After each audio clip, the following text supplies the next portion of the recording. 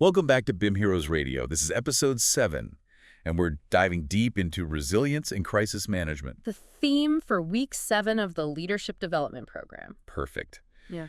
You know, when we think about leadership, we often picture someone calm and collected, steering the ship through smooth waters. Right, steady as a rock. But in reality, leadership is more like navigating a storm, wouldn't you say? Oh, absolutely. Unexpected challenges, they're constantly popping up. All the time. Whether it's a tech disruption, an economic shift. Or a full-blown crisis. And that's precisely where resilience comes in. It's not just about weathering the storm, though, right? No, not at all. It's about emerging stronger from those challenges. And maybe even discovering some new opportunities along the way. So how do we even begin to build that kind of resilience? Well, Viktoria Roy, she's an associate director and group BIM lead. Okay, She offers a really fascinating perspective. I'm listening. She draws a parallel between her experience in professional athletics Oh, wow, okay. and what it takes to be a resilient leader. Okay, so how does pushing through pain on the track translate to leading a team through, let's say, a project crisis? That's a great question. Yeah. Word argues that resilience in both fields is about intelligently managing your energy. Oh. Athletes, they train in intervals, right? Yeah, Pushing hard and then resting. right. And leaders need that same strategic approach I see. to avoid burnout. So it's not about grinding yourself down. Nope. It's about pacing yourself for the long haul. Exactly. It's a marathon, not a sprint, right? Exactly.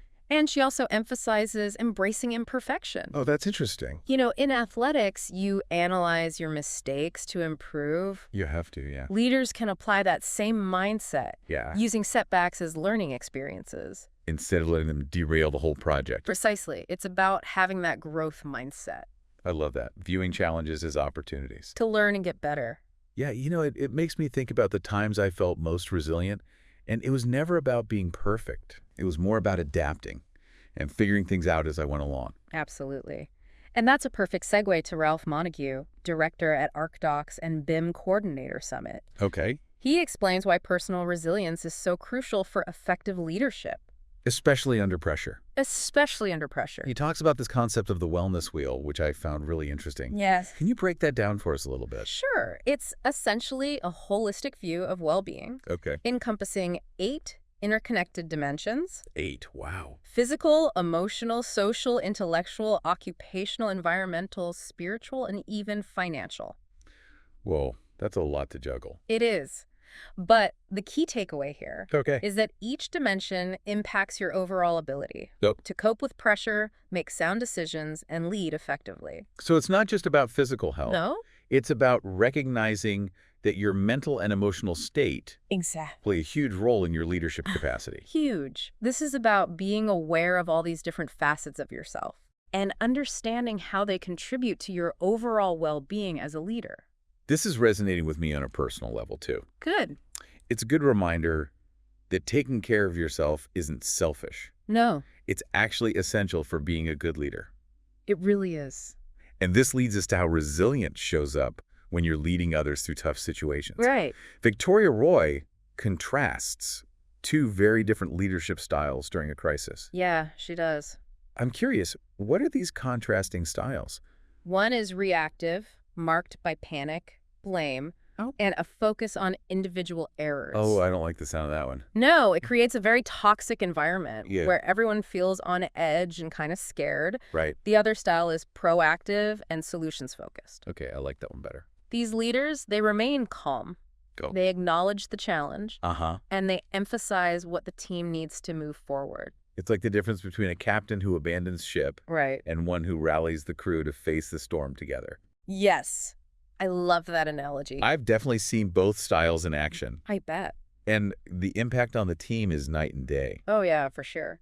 You know, Roy emphasizes that resilient leaders, they shield their teams from unnecessary pressure. Yes, they do. They take responsibility They do. and create a sense of unity. It's all about we're in this together. Exactly. It reminds me of Larry Bridgesmith, Executive Director at Guardrail Technologies. Oh, yeah. Great guy. He's a big proponent of pre-crisis planning, especially when it comes to communication. That's so important. Bridgesmith argues that anticipating potential crises, Yes. from natural disasters to rumors or even human error, Uh-huh. and having communication strategies in place beforehand, makes all the difference. It really does. It's like having a fire drill for all sorts of potential fire. Right, exactly.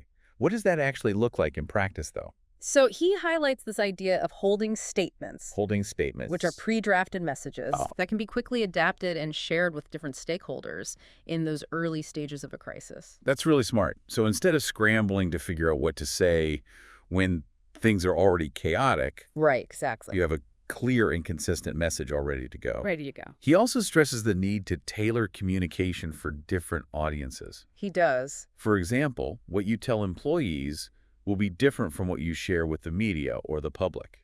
It has to be. They're different audiences. This makes leading through a crisis sound almost manageable. Almost. Yeah. Even with the best preparation, it's still going to be stressful. Absolutely no way around that. That brings us to stress management techniques. Important stuff. Even the most resilient leaders need healthy coping mechanisms. They do. Architect and BIM coordinator Ahmad Firoozi, he brings up a really relatable point. Oh, yeah. This thing he calls the superhero syndrome. We all know that one. Trying to do everything, be everything for everyone. Uh-huh. It's a recipe for burnout. It is. You can't pour from an empty cup. So how do we avoid that? How do we make sure we're not burning out while trying to be everything to everyone? Well, both Nicoleta Panagiotidou, she's founder and managing director at BIM Design Hub, Okay.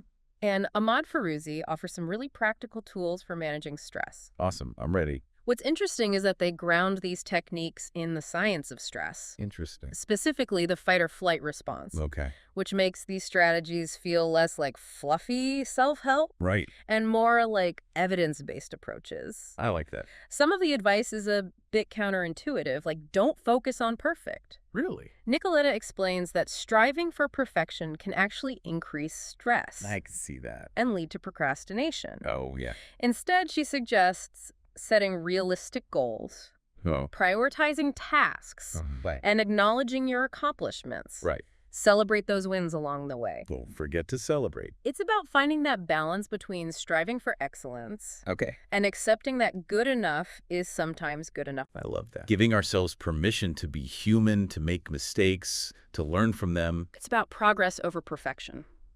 That's it. If I had to pick one technique that resonates most with me, it would be mindfulness. Oh, nice. Taking a few minutes to breathe and focus on the present moment. That can be really powerful. Can really help clear my head when things feel overwhelming. It does. How about you? What technique stands out to you?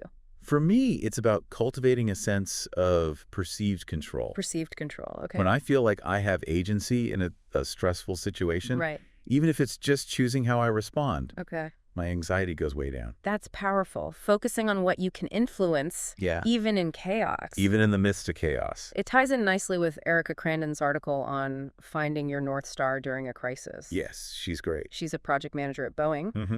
and she really emphasizes the importance of connecting to your core values and principles. As a guide for decision-making, Right. your internal compass. It's like having that internal compass to guide you through those turbulent times. Oh, is. She even suggests documenting your thoughts and decisions in a journal during a crisis. I like that idea. Almost like creating a Bible of your experience to refer back to. Yeah, a tangible record of your journey. Makes you think about what you've learned from past challenges. It does. That can help you navigate future ones. For sure. Every crisis, in a way, becomes an opportunity to learn, grow, and refine your approach. It does. You got to look for those silver linings. Exactly. And that brings us to the final piece of the puzzle. Okay. Post-crisis reflection. Right. It's about taking the time to analyze what happened, Yeah. why it happened, and what can we learn from it. It's so important. I think we often rush to get past a crisis You do. and on to the next thing. Get back to business as usual. But that reflection piece, Yeah, it's so crucial for growth. absolutely. It can be uncomfortable, though. It can. But we have to create space for those difficult conversations. Ask ourselves, did our pre-crisis planning work? Right. Did we communicate effectively? Where did we get stuck? And those conversations can't just happen at the leadership level. No, they can't. It's about bringing the whole team into the process, I've heard it. encouraging everyone to share their observations and insights, It's how you build a more resilient organizational culture. where everyone feels empowered to speak up, Yes. contribute solutions, and learn from those shared experiences. Moving away from a culture of blame Yeah. towards a culture of learning. Exactly. And Maulik and Gangani, senior BIM expert at Tata Consulting Engineers. Yeah. He adds another layer to this conversation. He does. He talks about the importance of agility. Especially for those of us in the AEC sector, leading digital transformation. We're in such a rapidly changing industry. We are. New technologies, new processes, new ways of working. Constantly emerging. All the time. Gangani argues that agility is no longer just a nice to have. Right. It's a core competency for leadership. It makes me think about those, leaders who seem to thrive in the face of disruption. Yeah. They don't get stuck in the old ways of doing things. I don't. They're constantly learning, experimenting, evolving. It's a mindset we can all cultivate. How do we do that? It's about embracing a culture of continuous learning and improvement, both individually and as a team. So recognizing that the world is constantly changing. Yes. And the best way to lead through those changes is to stay flexible, adaptable, and open to new ideas. It ties back to the individual level, too. Your own personal resilience. Right. Your ability to manage stress, learn from your experiences. Right. That's what empowers you to lead effectively through uncertainty. It's almost like a ripple effect. It is.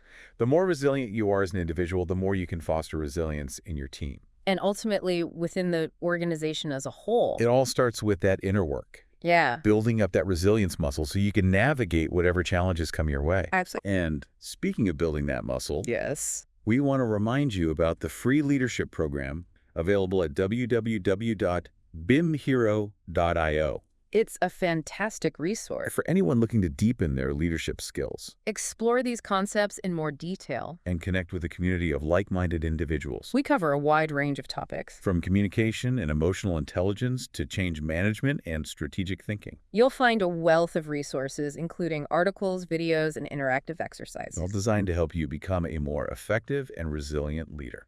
We also have a thriving community forum where you can connect with other leaders, share your experiences, ask questions, and support one another on your leadership journey. It's a truly collaborative learning environment. And the best part is? It's completely free. Completely free. So if you're ready to level up your leadership skills, head over to www.bimhero.io and join the leadership program today. And don't forget to subscribe to BIM Heroes Radio on YouTube and Spotify so you don't miss out on future episodes.